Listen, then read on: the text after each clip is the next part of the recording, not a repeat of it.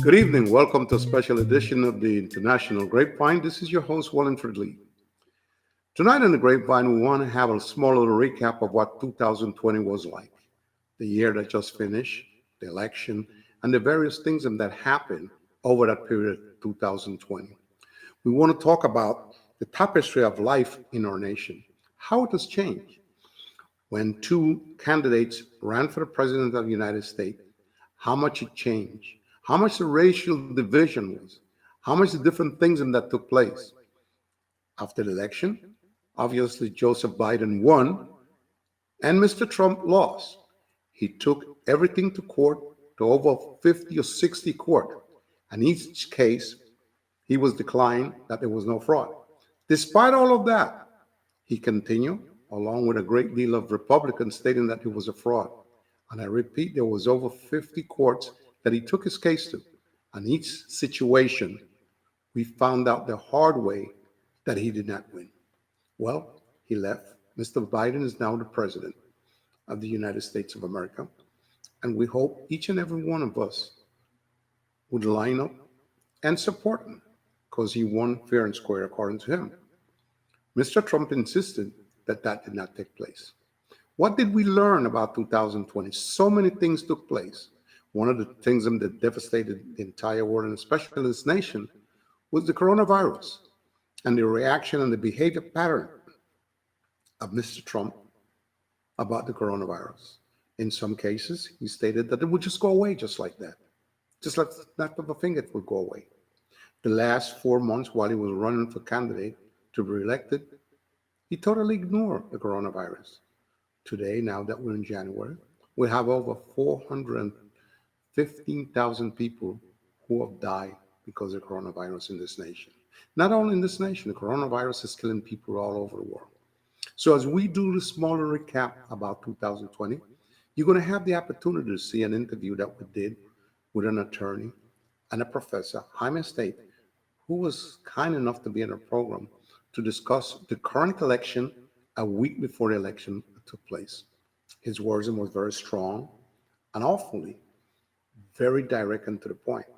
The second part, the other 15 minutes of the program, dealt with certain issues that our nation went through, and we had as a special guest an English professor, an African professor of Lehman College, talking about the division of our nation and how George Kennedy lost his life in Minnesota. So as you sit back and watch the International Grapevine, you will have a flavor and a view of all the things that took place. Some of the things that took place in 2020. How we learn to walk around with our face covered in order to protect ourselves. How we learn to educate our children to stay home and go to classes viral. So many things happened in 2020. We hope you sit back and have the opportunity to look at the grapevine and experiment some of the experiences that we try to talk about.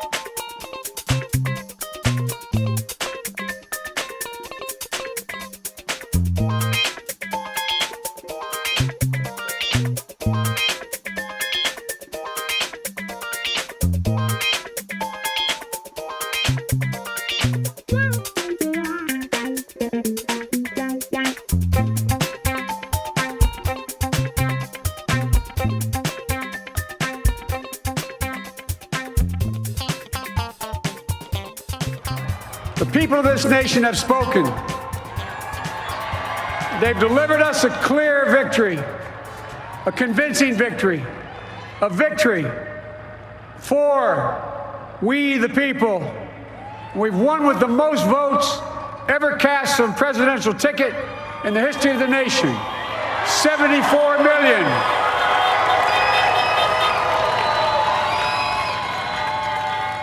What I must admit has surprised me. Tonight, we're seeing all over this nation, all cities and all parts of the country, indeed across the world, an outpouring of joy, of hope, renewed faith in tomorrow, bring a better day. And I'm humbled by the trust and confidence you've placed in me. I pledge to be a president who seeks not to divide, but unify, who doesn't see red states and blue states, only sees the United States, and work with all my heart, with the confidence of the whole people, to win the confidence of all of you.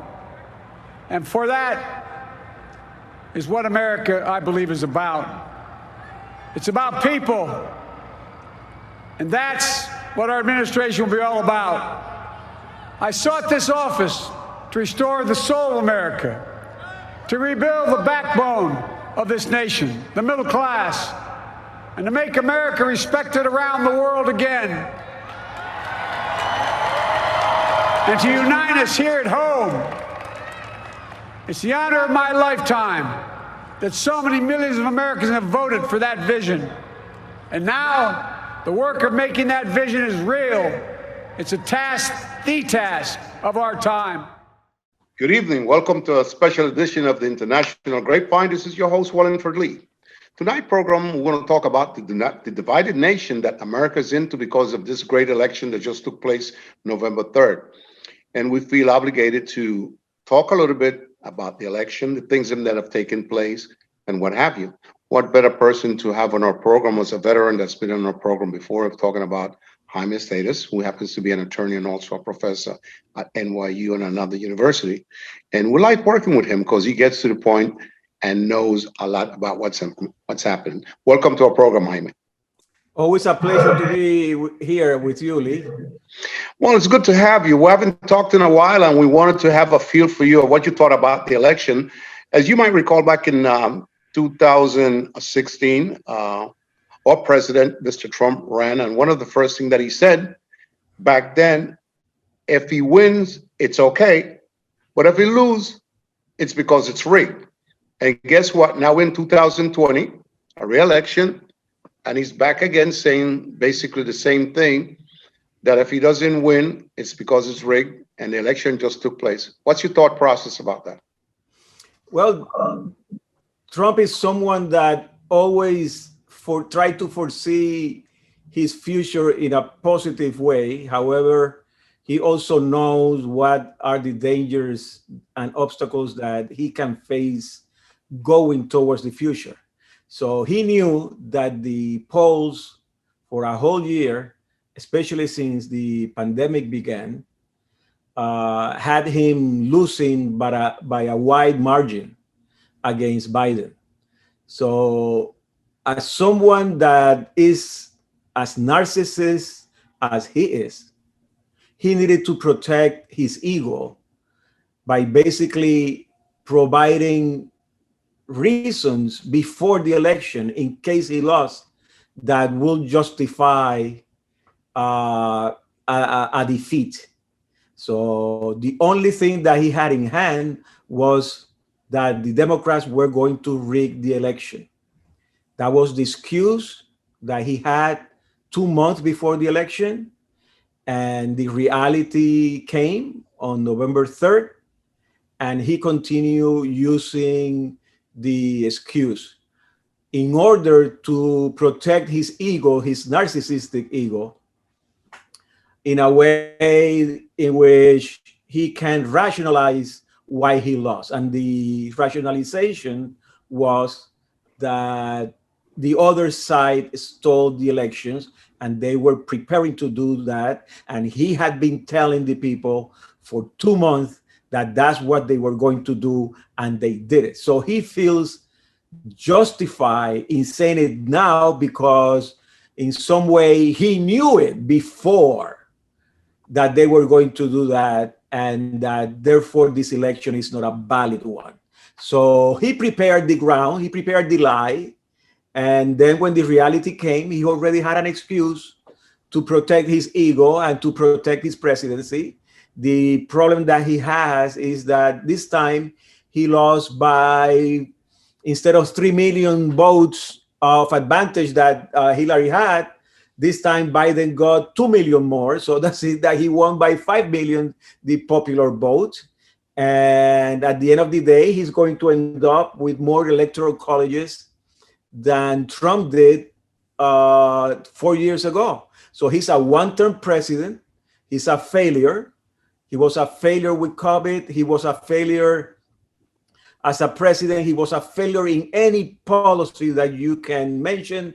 People will say, and he will say that that economy was inherited by Obama.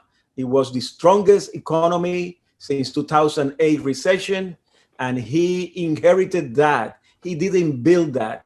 And also the economies are basically controlled most of the time, almost 80%, by the business in the country, independently of the government, if the government doesn't interfere. But it's So important to note, though, we have to be straight up front about one thing. He had a very strong base. I mean, in the election, we saw that even though Biden beat him on the popular vote, he had over 73 million people voting for him. So it tells us that he had a strong base and people who do believe in him and back him a lot. Are you surprised by the amount of followers that he had and that strong base that he has demonstrated to have? no, because this has always been a country that has been divided. So he got almost one half of the country. If anything, Trump helps everybody to realize, help us to realize that this is a racist country, that at least 50% or 40%, which is a big number, just 40% is a big number in any country, that believe in discrimination, in racism, like it has always been. So he will always have that vote there, but it will never be the majority. But the fact that it's 40% of people that hate other people just because they are from another gender, or because they are gay, or because they are of another color, that's a big problem. This is a divided, polarized country that is going into a major confrontation with itself. And Trump, what he did was to crystallize that reality, and that reality is going to continue in the coming years. This is not going to stop. So, how would you overall view his presidency? Because the reality of the matter is, based on his base, which is very strong, they felt that he did an outstanding job in terms of the economy. I mean, you mentioned that he inherited. I think he did inherit a good portion of it, but he had kept it stabilized. They felt that he was a strong president. Well, no, I look, to be honest with you, I never saw a strategy that basically he could use to take, or that he implemented in order to claim that that economy was his. That economy came before he became president and continued the course. The best that you can do, if you want to give him credit, is to do nothing. Because if he had tried to do something with the economy, then he may have destroyed it. So he didn't touch it. He didn't do anything. And that's the only credit that you can give him. So it kept going. But the problems in terms of relationships, the poor, didn't get much better. The issues of healthcare didn't get better. The issues of education, if anything, they got worse. Every person that he appointed in his administration was someone who was not prepared to assume the Secretary of Education, Secretary of Health, Secretary of the Interior, just mention it. All those people were friends of his that gave him donations in order to get positions in the administration. If anything, he was selling positions. He was selling the government. We'll, And we'll, we'll, we'll come back to the administration, but one of the things that I think is very important, let's talk a little bit about coronavirus. We know for a fact that there are people who believe that it came from Japan. Some people feel that it came from Europe, from all over. But more importantly, it came to the United States and it really hurt us.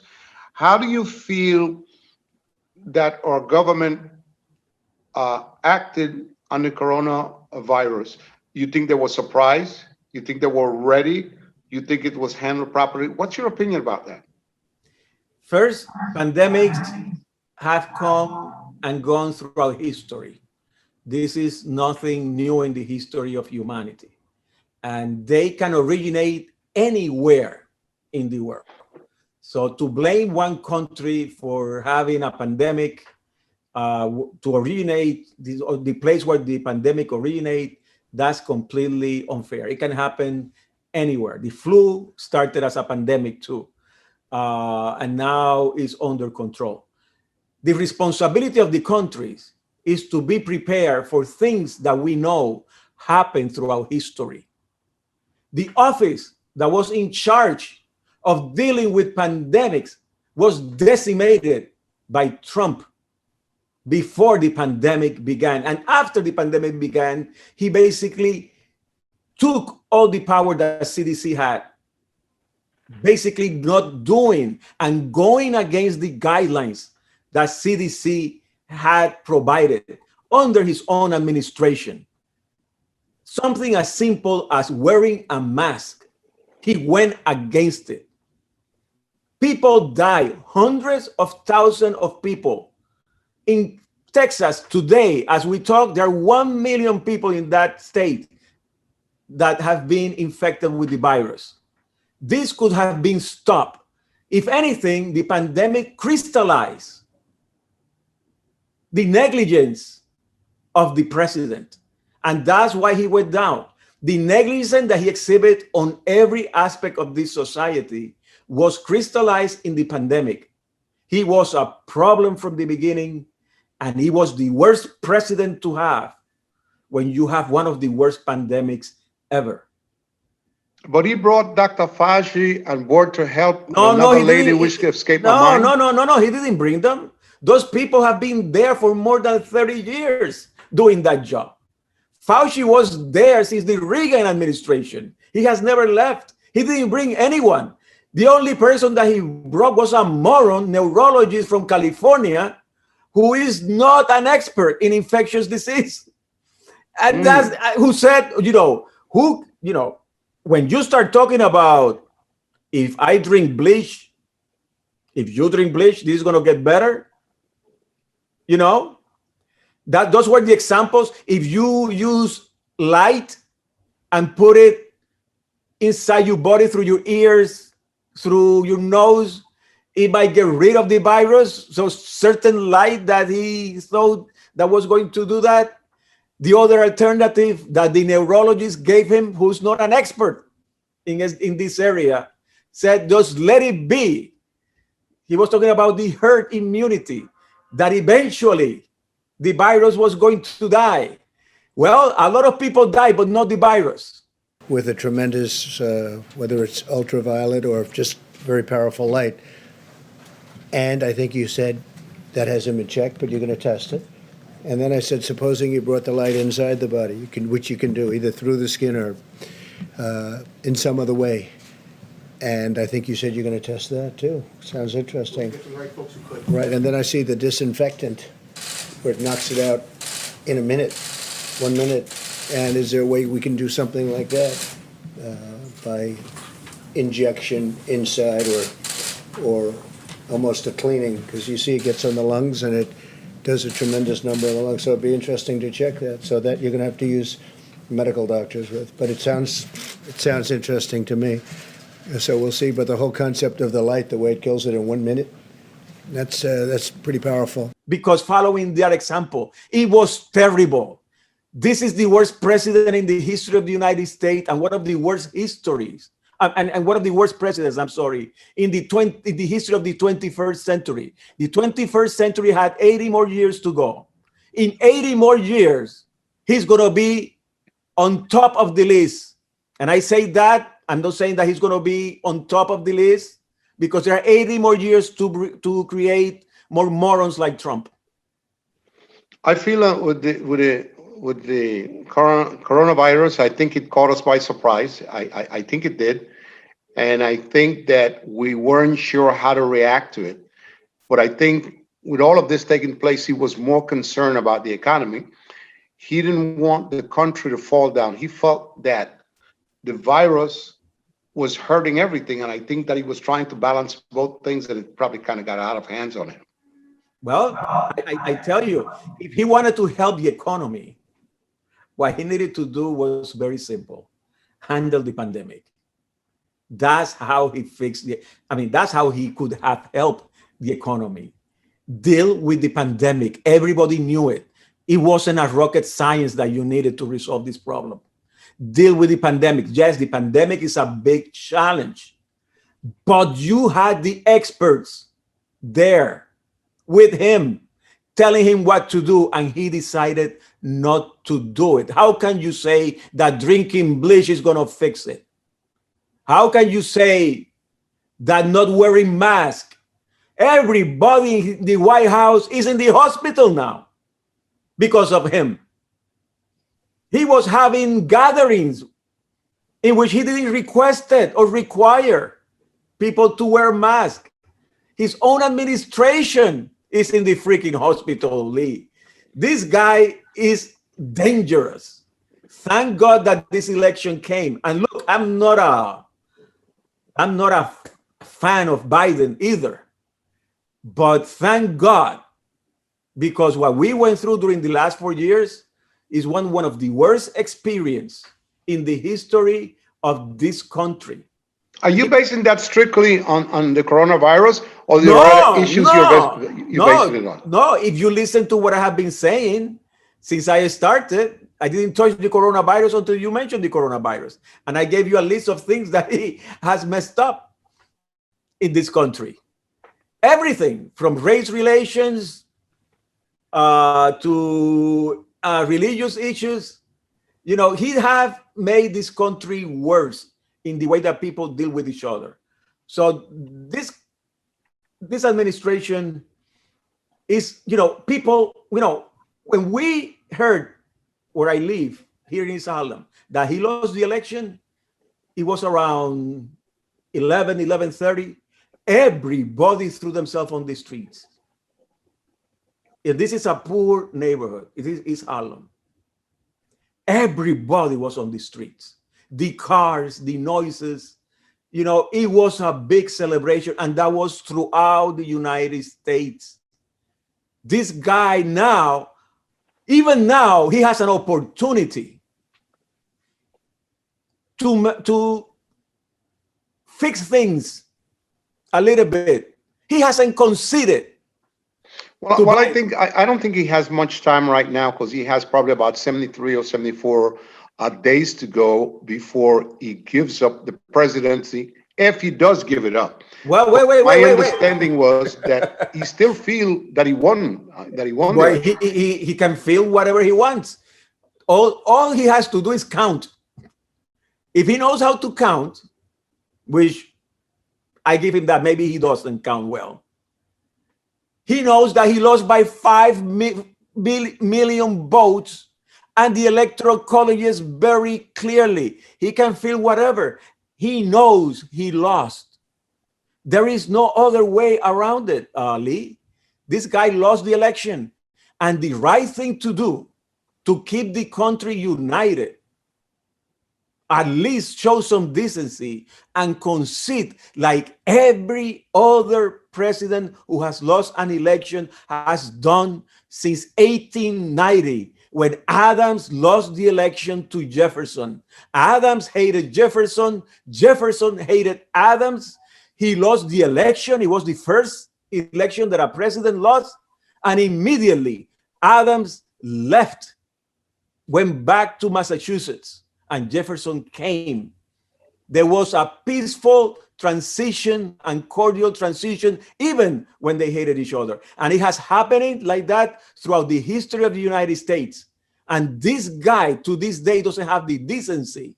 He's not even letting prime ministers and presidents of other countries make contact with the new president, which has always been allowed before they take office because it's part of the transition. So when they start in January 20, they can start governing, running, not trying to find out what the hell happened in this administration that we don't know. That's why transitions are created. Is the most decent thing that he can do. He cannot even do that. I mean, there is no way to defend this guy, Lee. I'm sorry. Well, when we get back here in International Grapevine, we'll continue talking about the divided country or divided nation that it is.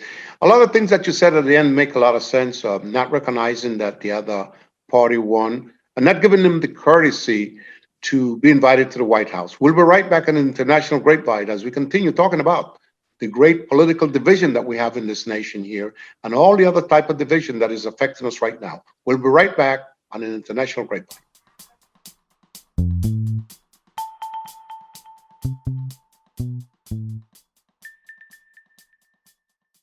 And we're back here in International Grapevine now in the second portion of the recap that we're doing of 2020.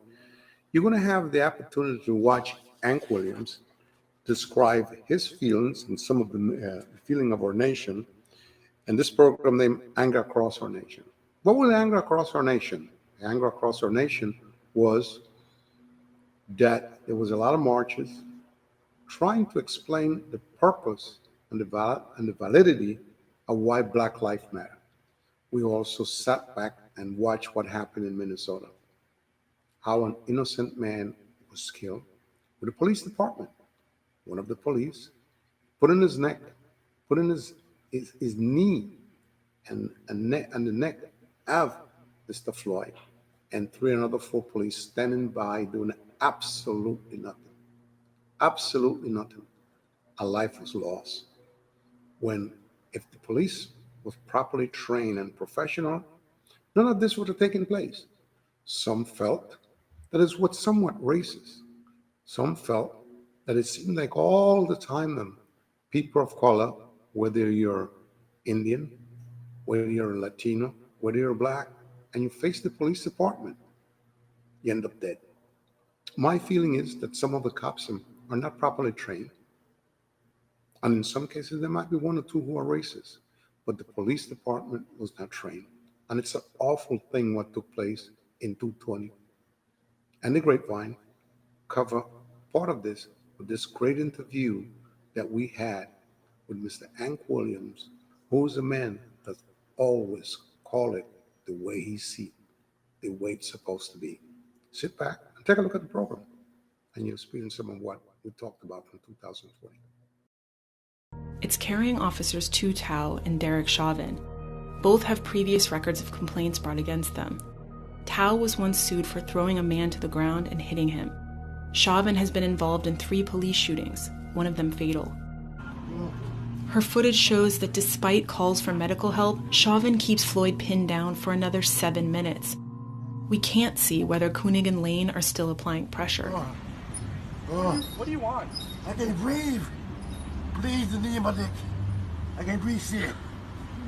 Bro, get up, get in the car, man. I will. Get up, get in the car. I can't move. I've been waiting the whole time, man. Get up, get in the car. Mama. Get up and get in the car right. I can't. Good evening. Welcome to the International Grapevine. This is your host, Wallingford Lee. Tonight we want to talk about anger across America. Why we want to talk about anger across America? We want to talk about the death of George Floyd, a 46-year-old man that was held down by the police department in Minneapolis, Minnesota, where this police officer by the name of Derek Chauvin put his knee on his neck for over 8 to 9 minutes, even though the man continued to say, I can't breathe, I can't breathe, I can't breathe.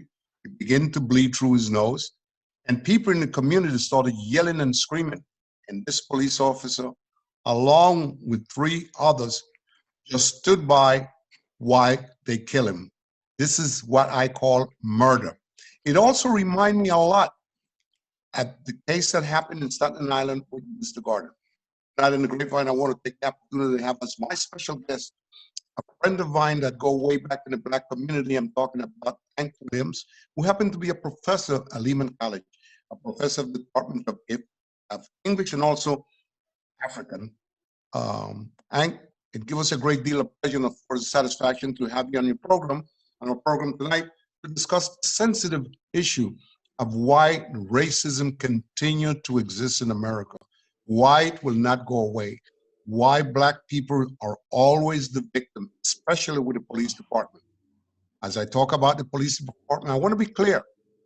The police department is a very difficult job.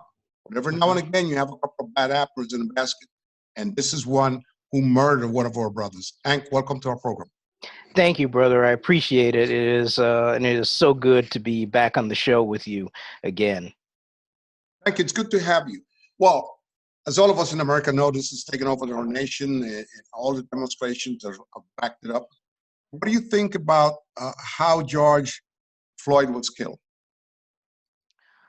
Well, unfortunately, it's you framed it fairly well, actually, in terms of murder, and he's actually been charged with it, which I think has surprised a lot of people, particularly in terms of how quick the charges were brought. And as you also said, it reminds people immediately in New York, we jump to Eric Garner, but we can go much further than that, much further back than that in terms of these types of incidents. So it is that sort of thing. And I think the thing that is slightly new right now is the fact of having video, and not just video, but the immediacy of video and the viral nature through which these things can spread. And I think that's the one big difference in terms of now, where you think even in the case of Rodney King, for instance, in Los Angeles in the 1990s, you had video of that, but now you have things that are completely unfiltered through the commercial media or mainstream media. So now it's not even up to the media to decide to make it a story. These things take on a life of themselves in terms of the viral spreading on social media. And so I think the two things combined, the fact that we have seen this over and over again, the particularly blatant nature of the crime. You see the officers are very clearly aware that they are being recorded, and it doesn't faze them. And I think that's amazing. Another not thing. Only that, not only are they aware that they've been a video, but you can hear 2 or 3 ladies screaming, "You're killing him!" And Yes. the guy cannot be, and they continue, and they're staring, and they don't stop. What is more amazing, the other officers just stand by, either watching it or enjoying it. It's an action that is extremely barbaric by these police officers. And I still Indeed. don't understand only why one is in jail and the other 3 clowns are not in jail yet. I don't understand it. I don't comprehend why. Okay, it's just scary. Do you think after what happened to Eleanor Bumpus, what happened to Gardner, and what happened to some of the different Black men, do you think it's a big wake-up call for America? I hope so, but it's difficult to tell, and I have stopped trying to predict that sort of thing because, you can even just in New York, you can very easily go as far back to the 1930s, where you have a major uprising in Harlem. You have one again in 1943. A black soldier returning from the war is shot by the police. 1964, you have the major rebellion in Harlem, which eventually spreads to Bedford-Stuyvesant and kicks off an entire wave of rebellions in literally hundreds of cities, across the United States in the 1960s. And, we can just take those take those up to now. So I'll say it's very difficult to tell. And one thing I think I would do is probably separate the specific event from the actual reaction, because in all of these cases, even the historical ones that I just related to you, it was one particular thing that kind of just set the community off and made them say, you know what, this is it, enough is enough. But it's resentment that has been building and building and building for years, in some cases decades, where it's sometimes it's really hard to tell exactly what it is that just sort of sets people off. But you have the economic, right, just speaking about right now, you have the obvious economic issues. You have the pandemic, which has hit black communities globally Yes. disproportionately hard, certainly in the United States. And a lot of that just shows the inequities involved in the healthcare system to begin with. So, you have those things combined together. In the case of New York, you have very specifically racially disparate application of the social distancing laws. You have cases of police literally going up to large groups of young white people in Central Park and that kind of thing, and handing out masks. And at the same time, in black communities, people being very violently arrested in terms of these confrontations. And add to that the type of rhetoric that's been coming from Washington for the last 4 years now. So when you add all those things together, there's any kind of thing that can just spark things and set people off. And that's exactly what has happened. If you listen to the marches, I mean, there are marches in San Mateo, you have them in San Francisco, Los Angeles, Cincinnati, Philadelphia, Chicago, New York. New York has been rough, especially now they put up a situation where there's going to be from 8 o'clock on, you can't be in the street because of what happened last night. Yes. It was a lot of the emotional situation, something like about 50, 60 arrests. There's been some looting. But the reality of the matter, just as you mentioned, the community is up in arms. But it seemed like it's a passion to kill black men and to get away with it. I mean, I am still lost of the fact that this policeman was arrested, but the other guys, we don't know what's going to happen with them right now. Correct. And people immediately jump about the looting and stuff like that. And I am not on board with the looting. I think it's wrong. But so much has happened. You talk a little bit about the pandemic, and now the situation. It seemed like our nation is in a turmoil, spinning on the way down, because so many things is happening at the same time, at the same moment, and the lack of leadership that is not there.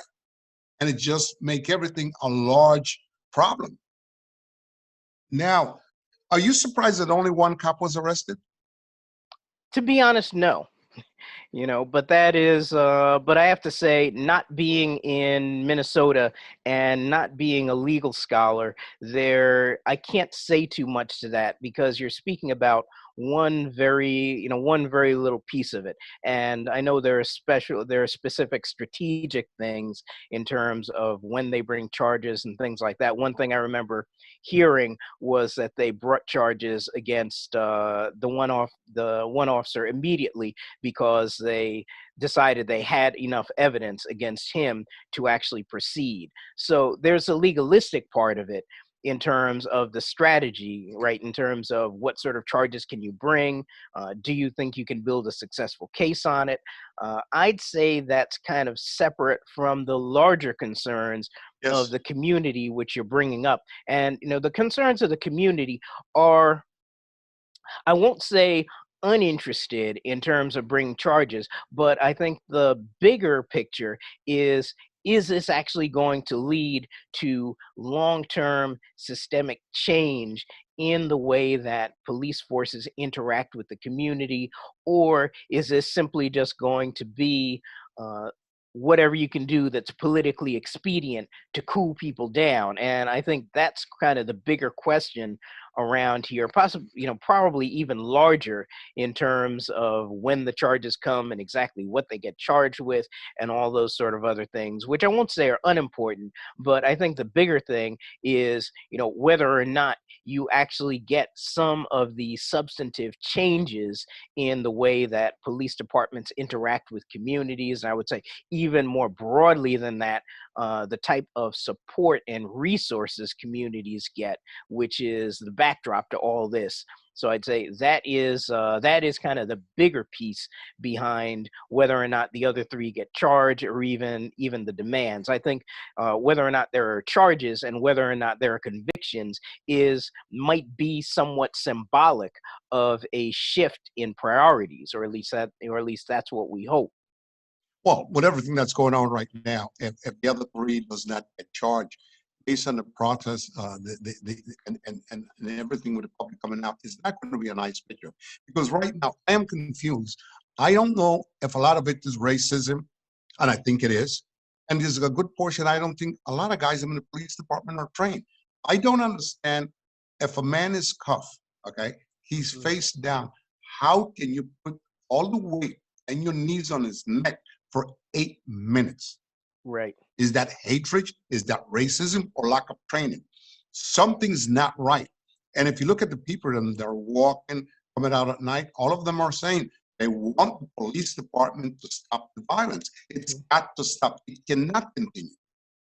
Well, here's the thing, and I would actually tie those two concepts together, although I would probably say white supremacy, meaning in terms of understanding racism as a system in the country that begins to A, shape the way people think in broad terms, and B, sets up how these institutions are structured. Because when you begin to get into the trap of, when you begin to get into simply just framing it as racism, which a lot of the time it can be, then sometimes you get into these side conversations of, well, so-and-so had a black girlfriend at some point, or, they dig up, so-and-so's friend who's black.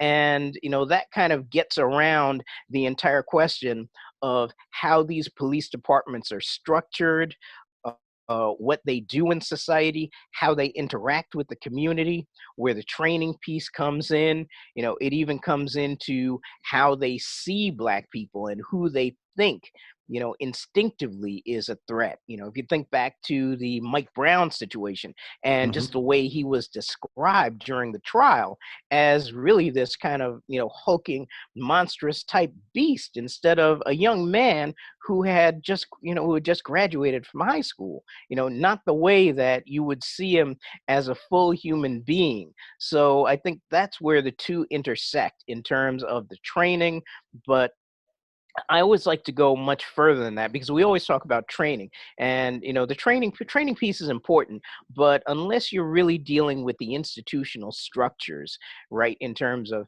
how police think about their job, who they are accountable to, how they operate in communities, quite honestly, even how communities are structured, where if you have points where you can eliminate a lot of the inequalities and have community institutions and things like that where you don't have a lot of the interactions that require police to begin with. And some of them can even be just handled informally on a neighborhood level, which traditionally was done in a lot of places. Then I think you go a long way toward eliminating a lot of this other stuff. And at that point, you can get down to better training and things like that when, if we can ever get to a point where police don't see Black people and Latinos in a certain way as specific threats. And there's also a real accountability where they know if they don't actually treat people properly, there are going to be some serious repercussions and things like that. So I think all of that kind of has to be together as a piece. And I think that's the big thing that's being demanded in a lot of these continued protests and continued actions. I agree with you 100%. I remember many years ago, one of the main issues with concern in New York City was most of the policemen lived in the suburbs, which meant Yes. there was no contact with the 5 boroughs. They didn't understand, and their lack of training also, and the perception that if they see someone of color, it was a problem. And add to that the mayor that we had prior had put up a kind of thing where if you were a minority and you look suspicious, you will stop immediately and search and stuff like these type of things create a lot of problem. And a lot of these guys are not trained, and some of them are outright prejudiced. So otherwise than prejudiced and not trained, they are a perceived problem in terms of where they work. I don't know if they understand where they work, but they're going to rub elbows with people from all walks of life. And you need to understand that, understand the community, and have a feel for it in order to get your job done and going forward, I would think. Do you agree? Absolutely. And I think everything that you just identified really sort of just adds to the big picture that we're talking about here. And yeah, the big thing is thinking about themselves as this occupying type force, as opposed to interacting with your neighbors, or people you'd see every day, or so-and-so's son, or so-and-so's son, or so-and-so's daughter. That's all part of the whole picture. Absolutely. Well, as we continue talking about the issues with the killing of our brother, we'll be right back on the Queen's Grapevine as we continue talking about these things that affect America in more ways than one. We'll be right back on the Grapevine. It's carrying officers Tu Tao and Derek Chauvin. Both have previous records of complaints brought against them. Tao was once sued for throwing a man to the ground and hitting him. Chauvin has been involved in 3 police shootings, one of them fatal. Her footage shows that despite calls for medical help, Chauvin keeps Floyd pinned down for another 7 minutes. We can't see whether Koenig and Lane are still applying pressure. What do you want? I can't breathe. Please, the knee in my dick. I can't breathe shit. Bro, get up, get in the car, man. I will. Get up, get in the car. I can't move. I've been waiting the whole thing, man. Get up, get in the car. Mama. Get up and get in the car right. I can't. Well, folks, we came to the end of the recap where we'll cover 2 programs about issues that may happen in 2020, which were extremely important for us. We want to take this opportunity on behalf of the family at Grapevine to say to you, thank you so much for watching our program. And we want to keep you motivated to watch our program. We're always on Facebook and also on YouTube. Don't miss the episode of the International Grapevine. It's a show to be reckoned with because we deal with issues that affect the community. And this is Wallingford Lee saying good night for the International Grapevine and saying, we hope that you have enjoyed the program. We'll see you next week at the same time, at the same place. Good night.